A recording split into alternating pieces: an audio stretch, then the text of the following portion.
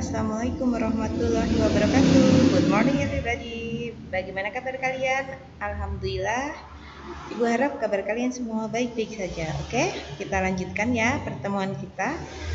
Setelah mid remedi, setelah kalian mengerjakan banyak tugas, kita sekarang ke materi baru ya setelah PTS kemarin ya. Oh ya, jangan lupa yang belum mengerjakan tugas-tugas atau tugasnya yang nilainya masih kurang, Ibu siapkan itu link dari tiap-tiap pertemuan. Jadi kalian bisa klik pertemuan berapa kalian belum mengerjakan, dan atau kalau pertemuan berapa kalian nilainya masih kurang, silahkan linknya diklik.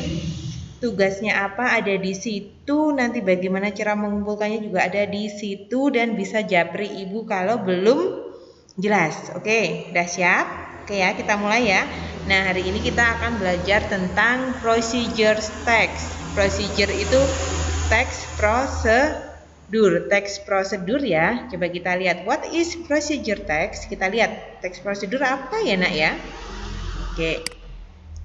Nah, ini bisa kalian baca di sini. A procedure is a text that explains how people make or do something step by step.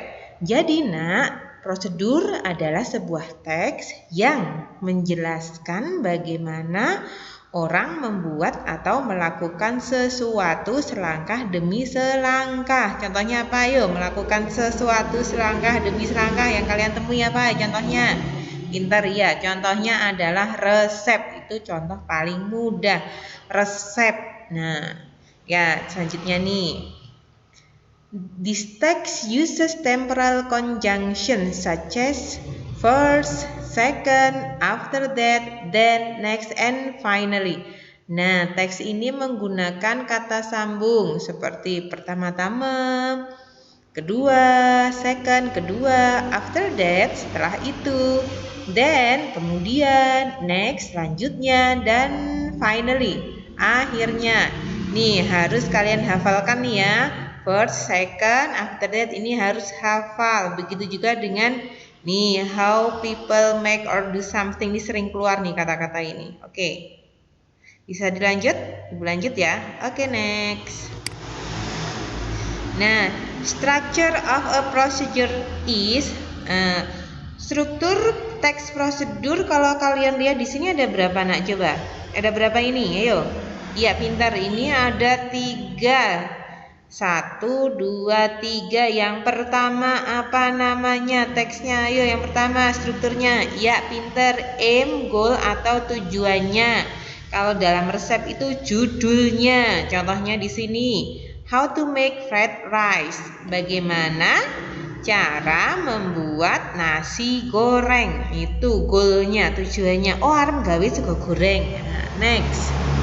Materials or ingredients. Apa nak? Materials, ingredient itu adalah bahan-bahannya. Nah, contohnya tahu ya lo bahan-bahan ya, rice, chili, garlic, dan seterusnya. Itu bahan-bahan. Nah, selanjutnya apa nak? Yang terakhir adalah steps or methods. Apa itu? Langkah ya, langkah-langkah yang harus dilakukan. First, pertama-tama peel the garlic. Dikupas bawangnya dan diiris-iris. Oh, ini salah ketik. Ini harusnya slice ya, ini ya. C-nya nggak dipakai. Oke. Sampai di sini paham?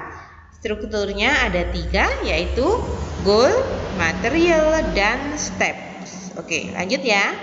Oke. Nah, ini language feature of procedures. Jadi bahasa yang digunakan dalam sebuah teks prosedur. Kalau kalian lihat resep, petunjuk menggunakan sesuatu, melakukan sesuatu, itu bahasanya gimana ya? Nah, ini yang pertama, imperatif, bentuk perintah. Selalu menggunakan kata perintah. Tahu kan ya? Tuangkanlah, tambahkan. Kalau di sini contohnya, add 2 spoons of sugar, tambahkan 2 sendok gula, stir well, aduk dengan baik, wait for, tunggulah selama. Nah, ini menggunakan itu bentuk perintah. Nah, ini non frase, susunan kata benda. Biasanya ini ada di materialnya, di bahan-bahannya. Tapi di langkah juga ada. Misalkan ini apa ini? Ground peanut, kacang giling, a tight knot, ikatan yang kencang. Ingat mengartikannya dari belakang ya. Ikatan yang kencang. Ground peanut, apa nak? Kacang giling, thick layer, lapisan yang tebal. Ingat ini mengartikannya dari belakang loh. Oke, itu yang kedua. Yang ketiga apa nak? Adverb of manner, keterangan cara. Ya, keterangan cara. Contohnya di sini tightly dengan kencang, well dengan baik, thoroughly seutuhnya atau secara menyeluruh. Nah, ini ciri-ciri bahasa yang digunakan dalam teks prosedur. Apa tadi yang pertama? Menggunakan bentuk perintah, non frase dan adverb of manner. Bagaimana sampai di sini? Insya Allah paham ya. Ada sedikit gambaran ya. Oke, kita lanjutkan. Selanjutnya Ibu beri satu contoh teks procedure. Nah, ini contoh teks procedure. Apa ini nak? Tadi bagiannya ada berapa tadi? Ada 3 ya. Yang pertama apa? Masih ingat? Masih lupa? Iya, yang pertama aim atau goal. Tujuannya apa di sini?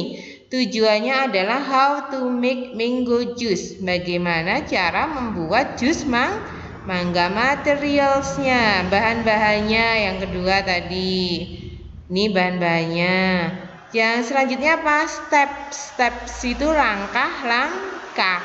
Nah, ini salah satu contoh teks prosedur. Ada tujuan atau goal or aim, ada materialsnya dan ada stepsnya.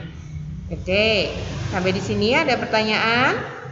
Silahkan yang belum jelas bisa wapri ke Ibu. Oh iya, nanti ini kalau kalian ingin mencatat, nanti akan Ibu sediakan linknya itu di Google Form. Jadi catatannya ada di situ. Silahkan dicatat yang rapi di buku catatan. Karena kalau masuk akan Ibu nilai.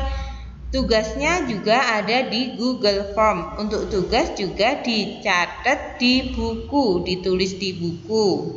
Untuk cara mengirimkan tugasnya, kalau kalian kesulitan, karena ini tugasnya upload file ya, kalian mengunggah file dari di Google Form. Kalau kalian kesulitan nanti bisa hasil tugasnya difoto dan dikirimkan lewat WA ke Ibu. Paham?